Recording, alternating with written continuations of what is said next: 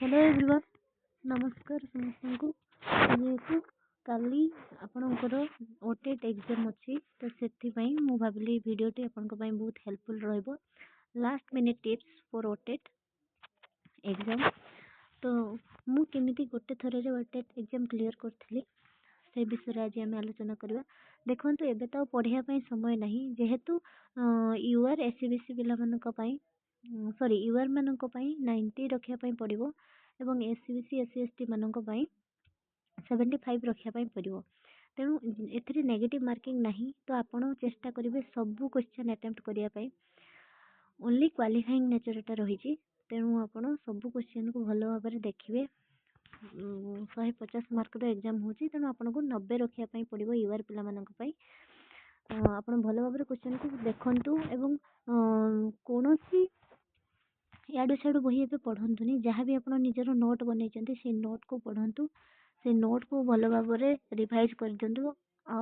exam आगु आप आज रात बेसी समय पढ़ेनि जल्दी शुईजे जहाद्वारा आपण माइंड फ्रेश एग्जाम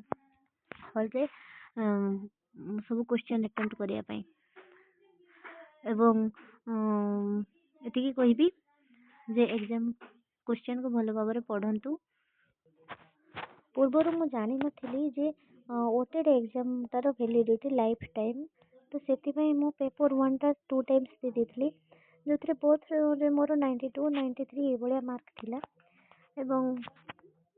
जते बेले जेटी आसला सेते बेले मु पेपर 2 टा देई नथिली सेति मोर जेटी रे मु पेपर 2 टा भी अप्लाई कर पालिनी पेपर 1 रे देथली क्लियर तो हेलानी छाड़ंतु मो 2015 रु पास आउट डीएलएड किंतु आज जाए मोर जॉब ही नहीं यूआर कैटेगरी रू बिलोंग्स करे तो सेते बेले फर्स्ट 2016 रे जते बेले बाहर थिला नोटिफिकेशन सेते बेले मार्क बेसिस रे सिलेक्शन थिला मोर हेला नहीं पुणी मु जेटीएस जो टाइम रे मारथिला सेते बेले भी फॉर्म अप्लाई करथिली जेटीएस रे भी मोर हेला नहीं एज 32 हो गलानी भगवान जानते कौन होबो खाली सर्टिफिकेट पाखरे रही किंतु जॉब नहीं से भगवान ऊपर सब किसी छाड़ देती जहाँ हम से करेंगे आपण मानकर ब्लेसिंग करंतु मो पई जे मु बहुत जल्दी चाकरी टे करे मन रे बहुत दुख ए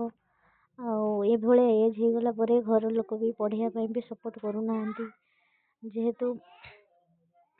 पढ़ार सब गोटे समय सीमा थाए ना बहुत दिन हो गलानी आपण भावतु 2015 रु आज जाए केते समय लगी माने को भलिया स्ट्रेस रे मु रही